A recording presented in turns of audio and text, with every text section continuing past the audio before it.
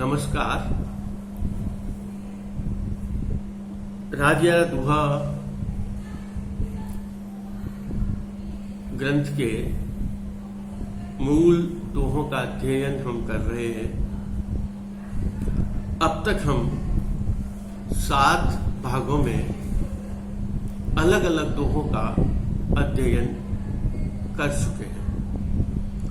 आज हम 8वें चरण में आगे के दोहों का अध्ययन करने जा रहे हैं। आगे वाले दोहे में जो बात कही गई है उसका संक्षेप मैं आपको पहले बता देता हूं ताकि आपको एकदम थोड़ा सा समझ में आ जाएगा कि व्यक्ति का एक स्वभाव होता है और वो स्वभाव होता है जिसे हम कहते हैं जन्मजात गुण होता है, जन्मजात विशेषता होती है। और वो जन्मजात विशेषता जो होती है वो कभी भी बदलती नहीं। हो सकता है कभी थोड़ा ऊंचा नीचा कम, कभी कुछ समय के अनुसार, परिस्थिति के अनुसार, मन के अनुसार कभी ऊंच नीच आ जाती है, कभी बदलाव आ जाता है। लेकिन जो मौलिक गुण है वो मौलिक गुण कभी भी बदलता नहीं।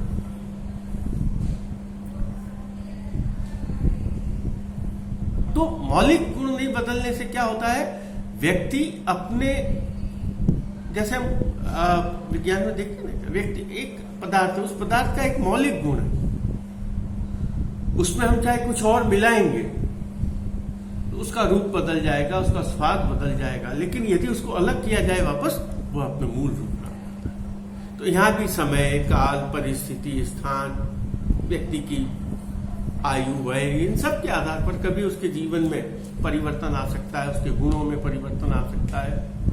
लेकिन उसका जो मूल गुण है, मूल धर्म है, वो मूल धर्म का अभिप्राय यहाँ मैं धर्म से नहीं ले रहा हूं, धर्म का अभिप्राय उसका जो मौलिक गुण है, मौलिक विशेषता, उसका मौलिक धर्म है, वो कभी परिवर्तित नहीं होता।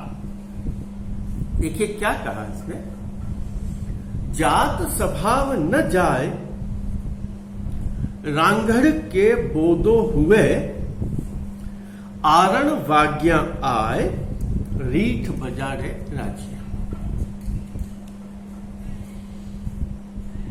हम कभी कह देते हैं अरे अब इससे क्या होगा, अब तो तुमसे नहीं हो पाएगा, अब वो नहीं कर सकेगा, ये बूढ़ा हो गया, बीमार हो गया। लेकिन जो मूल गुण है वो मूल गुण वापस किसी न किसी रूप में लौटकर अवश्य आ जाते हैं। तो यहां कवि ने कहा जात स्वभाव न जाए। जात का मतलब यहां जाति से नहीं है। हाँ, हो सकता है जाति से भी अर्थ लिया हो, लेकिन हम वो अर्थ नहीं ले रहे। हम जात का अर्थ लेते हैं जन्मजात। जात स्वभाव न जाए, जन्मजात जो स्वभाव पड़ जाता है, जो गुण पड़ जाता है, जो विशेषता हो जाती है, वो कभी भी परिवर्तित नहीं होती। रांगड़ के बोधो का मतलब कमजोर, रांगड़ का मतलब वीर। यानी परिस्थिति आने के बाद, समय आ जाने के बाद कभी भी, जैसे वीर व्यक्ति है, हो सकता है समय के बाद वो कमजोर पड़ जाए, लड़ने की ताकत नहीं रह जाए, कोई बीमार हो जाए, रोगी हो जाए, लेकिन उसमें जो वीरता का गुण है ना, वो वीरता का गुण कभी जाता नहीं। कोई दानी है, उसमें दान करने का गुण जाएगा नहीं। अगर कोई धर्म परायण है तो उसमें वो धर्म परायणता का गुण जाएगा नहीं। यदि कोई सत्य बोलने वाला है तो वो सत्य बोलने का गुण उसका जाएगा नहीं। तो क्या कहा, जात स्वभाव न जाए रांगड़ के बोधो हुए, आरण वाग्या आए। यहां देखिए, यहां वीरता से अभिप्राय लिया गया है। मैंने आपको इतनी सारी बात बताई, लेकिन यहां जो गुण लिया गया है, यहां जो बात कही गई है, वो वीरता के संबंध। और क्या कहा, आरण वाग्या आए। आरण वैसे आरण का कई अर्थ अरण्य से लेते हैं, लेकिन आरण का यहाँ युद्ध है। आरण वाग्या आय, वाग्या वागना का मतलब है बजना, बोलना, ध्वनि करना। आरण वाग्या आय, रीठ बजारे राजिया।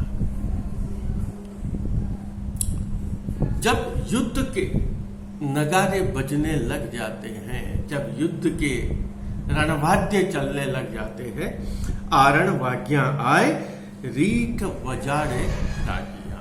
उस समय वो लोग रीठ बजाने का अभिप्राय होता है तलवार चलाना, मुहावरा है रीठ बजाना। तो जात स्वभाव न आए, अर्थात क्या हुआ यहाँ वापस देख लेते हैं। जात स्वभाव न जाए, रांगड़ के बोधो हुए। अगर किसी व्यक्ति में जन्मजात वीरता के गुण हैं, वह व्यक्ति कभी बोधा कहते हैं कमजोरता, शिथिलता, दुबलापन, कमी, जिसमें कमी आ जाए, थोड़ा बेकार हो जाए। जात स्वभाव न जाए, रांगड़ के बोधो हुए। आरण वाग्या आए, आरण का मतलब है युद्धवाद्य। जब युद्ध होते थे तब रणभेरी, जिसको समझ लीजिए आप सरल अर्थ में। आरण वाग्या आए, रीठ बजारे राजिया। लेकिन वही व्यक्ति हो सकता है समय के अनुसार थोड़ा सा कमजोर हो जाए, हल्का पड़ जाए, ढीला पड़ जाए, लेकिन जैसे ही युद्ध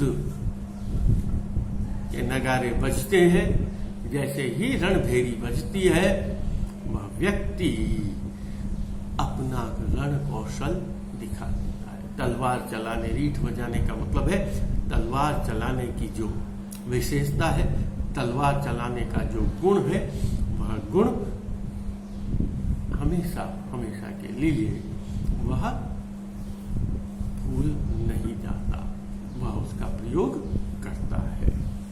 ठीक है, तो यहां यही का हो सकता है, जैसे सूर्य है, समझाने की दृष्टि से हो सकता है कभी बादल आ गए, सूर्य का तेज छिप गया, ग्रहण लग गया, सूर्य का तेज छिप गया। लेकिन जैसे ही बादल हटे, जैसे ही ग्रहण हटा, वह सूर्य वापस उसी तेज के साथ, उसी तप के साथ, उसी ओजस्विता के साथ आ जाता है हमारे सामने, और ठीक वैसे ही प्रकाश देने लग जाता है। तो वैसे ही जो वीर व्यक्ति होता है, परिस्थितिवश, किसी कारणवश हो सकता है कभी कमजोर पड़ जाए, लेकिन जब आवश्यकता हो जाती है, जब रणवाद्य बज जाता है, तब वह पुनः अपनी वीरता का प्रदर्शन करने लग जाता है, या वह अपनी वीरता का प्रदर्शन कर देता है। आगे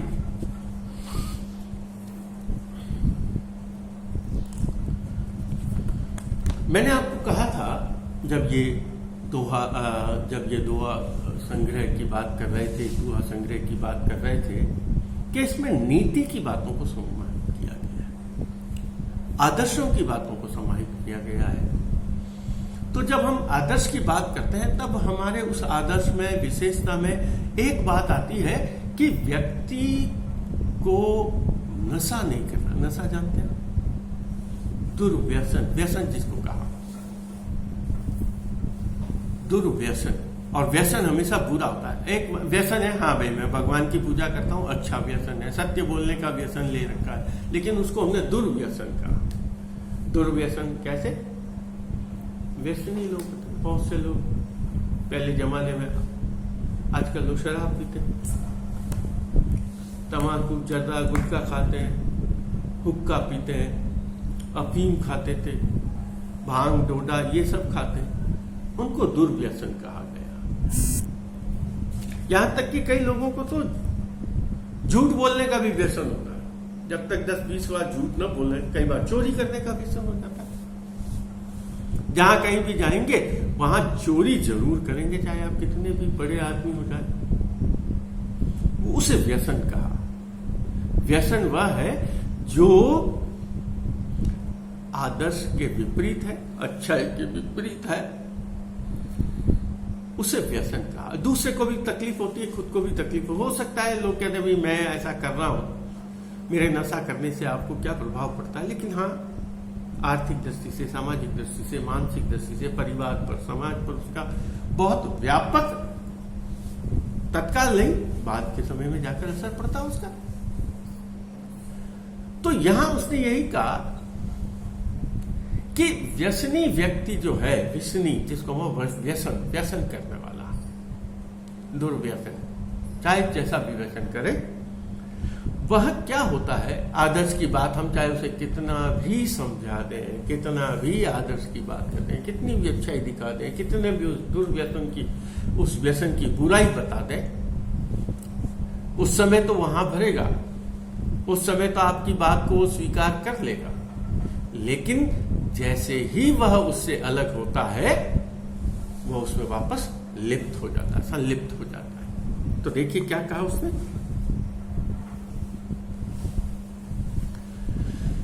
जिन मार्ग ओ जात भूंडी हो अथवा भली, विसनी सू 100 बात रहो न जावे राज्य।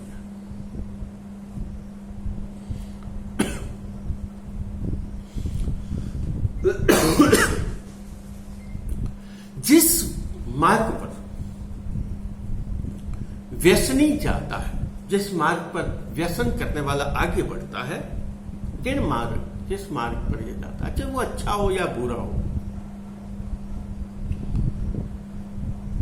आपने राजस्थानी वाद संग्रह में पढ़ा है अपन ने, रेसामियारी बात। उस रेसामिया को क्या का व्यसन था?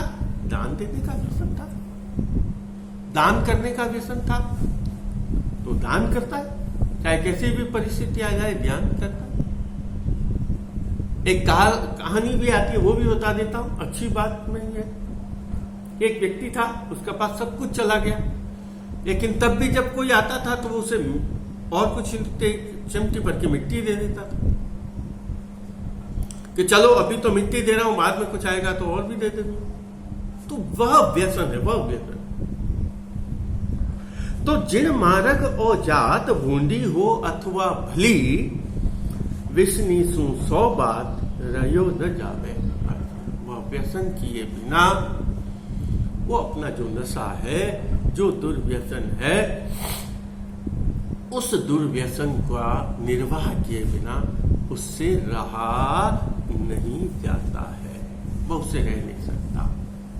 जिन मार्ग ओ जात भूंडी हो अथवा भली, विसनी सू 100 बात रहो न जावे राज्य। उससे रहा नहीं जाता, अर्थात वह व्यक्ति जो भी करता है उसे ऐसा लगता है कि मैं यदि व्यसन नहीं करूंगा, हो सकता है, कई बार ऐसा लगता है कि अगर मैंने व्यसन नहीं किया तो मर जाऊंगा। लोग ऐसे ही, जितने आजकल हम दुर्व्यसन देख रहे हैं, नशा कर रहे हैं, वो नशे वाले लोगों को यही है, उसमें कमजोरी आ जाती है। और वो कमजोरी ऐसी आती है, उनको ऐसा लगता है कि यदि हमने ऐसा नहीं किया तो हम मर जाएंगे, तो हम कार्य नहीं कर पाएंगे, और वह दुर्बलता ही उनके व्यसन का सबसे बड़ा कारण बन जाती है। तो यहां उसने कहा, जिन मार्ग ओ जात भूंडी अथवा भली, विसनी सू 100 बात रहो न जावे राज्य। वो उससे रहा नहीं जाता, वह हर हालत में अपने नशे को पूरा करके रखता है।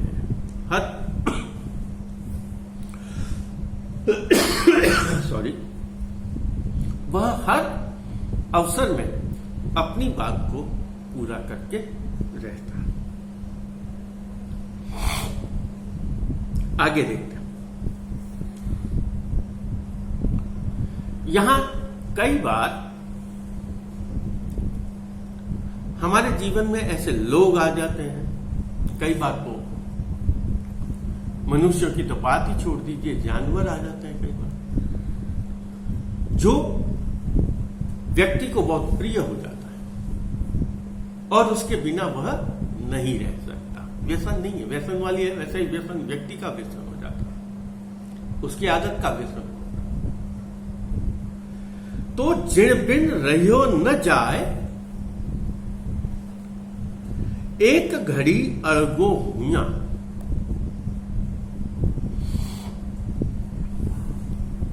किसी व्यक्ति के बिना यदि हम एक क्षण भी नहीं रह सकते हैं, जिण बिन रहियो न जाए, एक घड़ी अलगो हुआ, दोष करे बिन दाय, रोष न कीजे राजी।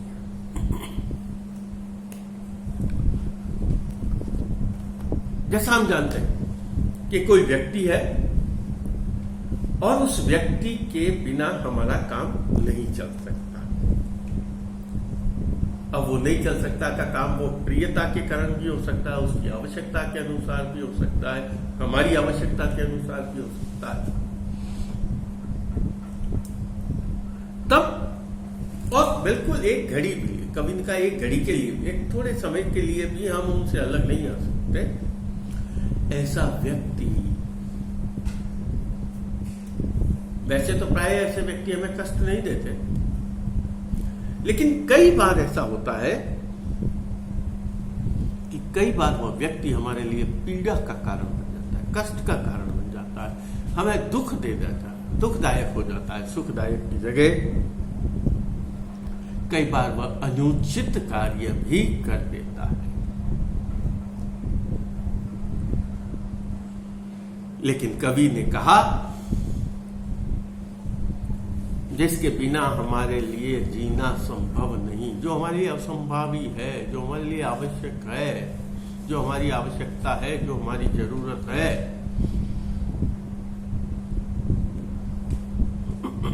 वह व्यक्ति यदि हमारे लिए चाहे कितना भी कभी कभी कष्ट दे दे,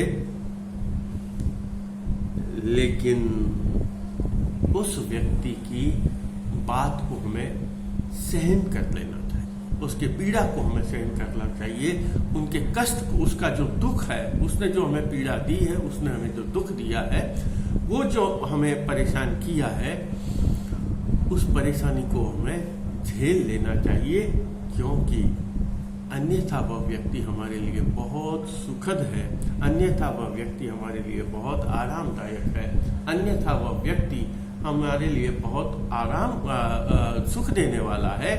इसलिए उस सुख, उस आनंद, उस आवश्यकता को देखते हुए उसके द्वारा दी गई पीड़ा, उसके द्वारा किया गया गुस्सा, उसके द्वारा किया गया क्रोध, वो बहुत छोटा होता है, या उसके द्वारा किया गया उपकार वो इतना बड़ा होता है कि वो जो कार्य कर रहा है उस पर हमें क्रोध नहीं करना चाहिए, उसका बुरा नहीं मानना चाहिए। दोष करे विण दाय, चाहे हमें अच्छा नहीं लगे, हो सकता है हमें कुछ समय के लिए वो व्यक्ति, अरे यार क्या कर दिया इसने, ये ठीक नहीं किया, लेकिन हमें उस पर कभी भी क्रोध नहीं करना चाहिए, क्योंकि हो सकता है यदि हमने क्रोध किया उस व्यक्ति से हमारे संबंध समाप्त हो जाएंगे। इसलिए यदि हम चाहते हैं कि उस व्यक्ति से हमारे संबंध अच्छे बने रहें, उस व्यक्ति से हमारे अच्छा हमारा रिश्ता बना रहे, तो उसके द्वारा किए गए अपराध को हमें क्षमा कर देना चाहिए।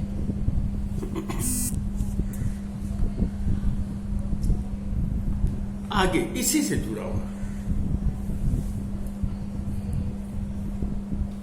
कि यदि हमने क्रोध करके ऐसे व्यक्ति को, जो भी पहले वाला दोहा देख रहे हैं, आगे वाला उसी के क्रम से जुड़ा हुआ है, कि यदि हमने क्रोध करके, बुरा मानकर उस व्यक्ति से अलग हटने का प्रयास किया या उसको अलग कर दिया, नहीं, ये आदमी बेकार, हमारा चाहे क्या कितना भी अच्छा किया, लेकिन अब इसका व्यवहार बदल गया, अब ये बदल गया, अब ये परिवर्तित हो गया, इसने मेरा इतना बड़ा नुकसान कर दिया, इसको हटाओ या उससे संबंध समाप्त करो। यहां कवि क्या कहता है, देखिए कि वह व्यक्ति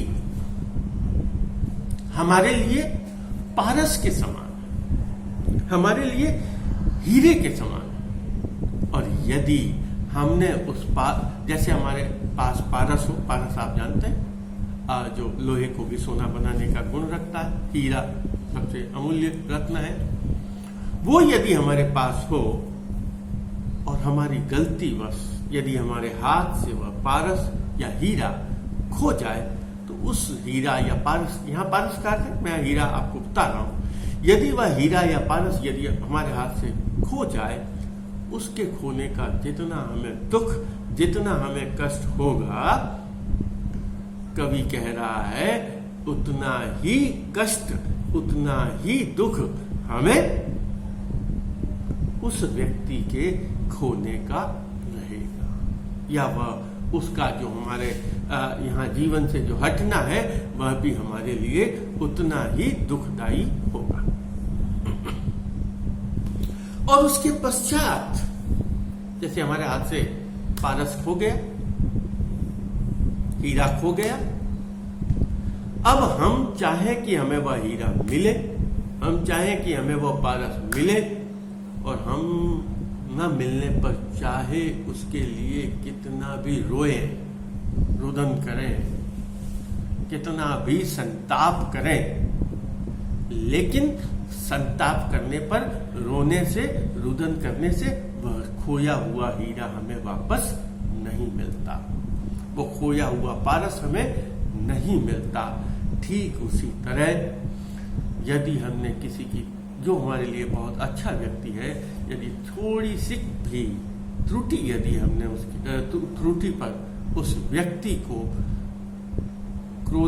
क्रोध में आकर, उस व्यक्ति को गुस्से में आकर यदि हमने अपने से अलग कर लिया, अपने से उसका विच्छेद कर लिया, तो वो हमारे लिए उतना ही कष्टकारी होगा, उतना ही दुखद होगा, जितना कि जैसे हमारे हाथ से पारस या हीरा खो जाता है, और यदि हम चाहें कि वह हीरा या वह खोया हुआ हीरा या खोया हुआ पारस हमें वापस मिल जाए, वह हीरा या पारस हमें कभी भी वापस नहीं मिलता।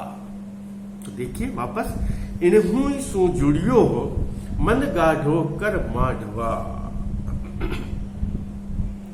माधवा मनुष्य,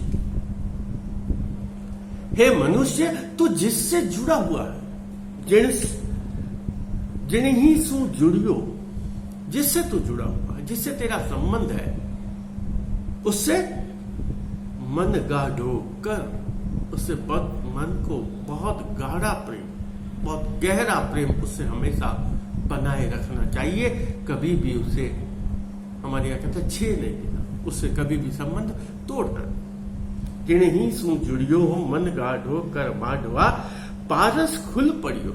हमारे हाथ में, मुट्ठी में पारस है, मुट्ठी में हीरा है, और यदि वो मुट्ठी खुल गई और वो पारस या हीरा खो गया, वो पारस या हीरा जो हमारे हाथ से गिर गया, हाथ से छिटक गया, और उस खोए हुए हीरे के लिए, खोए हुए पारस के लिए यदि हम कितना भी रोए, वो रोने के बाद भी वह पारस कभी भी हमारे हाथ में लौटकर नहीं आता। यहाँ कवि यही कहता है, उसके बाद चाहे हम कितना भी रोए, कितना भी पश्चाताप करें, कितना भी दुख करें, लेकिन वह हीरा हमारे पास लौटकर नहीं आता।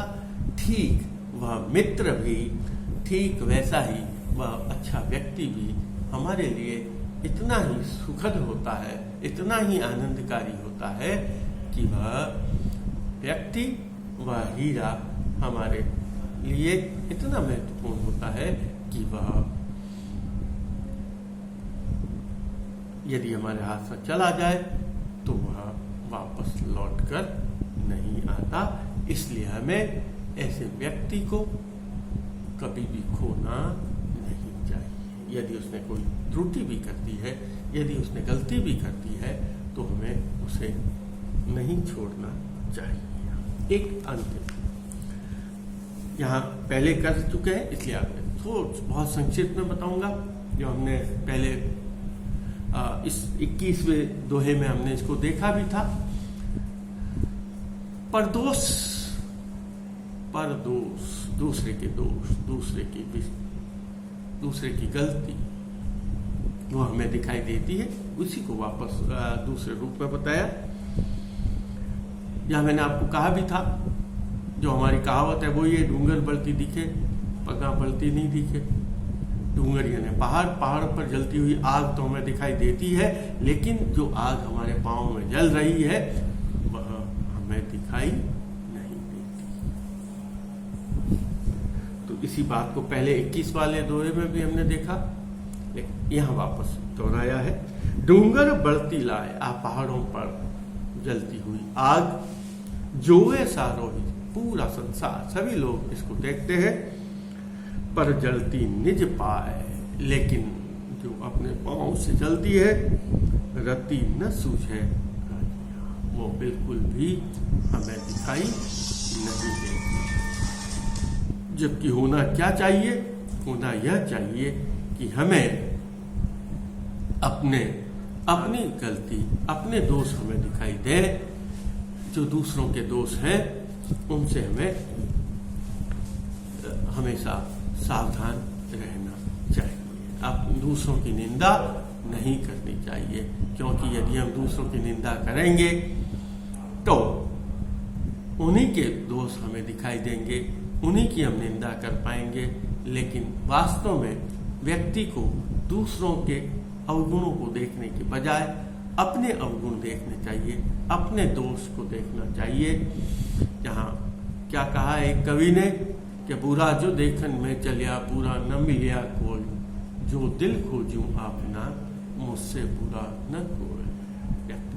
यदि आप अच्छे हो जाएंगे, ये जगत आपके लिए अच्छा हो जाएगा। इसलिए हमेशा हमें कभी भी दूसरों के गुणों को नहीं देखना चाहिए, दूसरों के अवगुणों को नहीं देखना चाहिए, दूसरों के दोषों को नहीं देखना चाहिए, बल्कि यह देखना चाहिए मुझ में कितने अवगुण हैं, मुझ में कितने दोष हैं।